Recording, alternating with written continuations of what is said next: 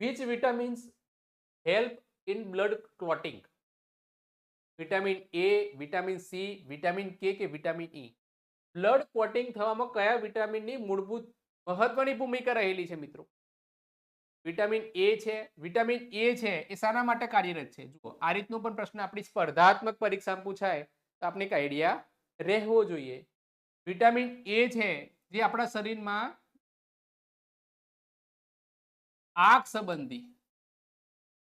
સંબંધી બીમારીઓ દૂર કરે છે.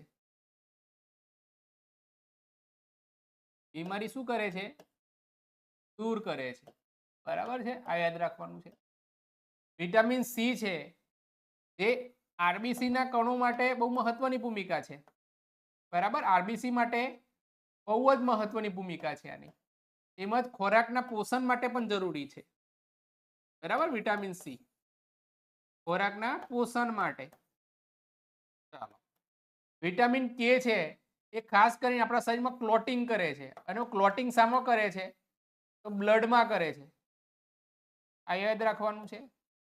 અને વિટામિન ઈ છે મિત્રો એ શરીરની અંદર વ્યંધત્વ દૂર કરે છે. તે સિવાય નપુંસકતા દૂર કરવાનું કામ છે વિટામિન ઈ નું. બરાબર, આ યાદ રાખવાનું છે.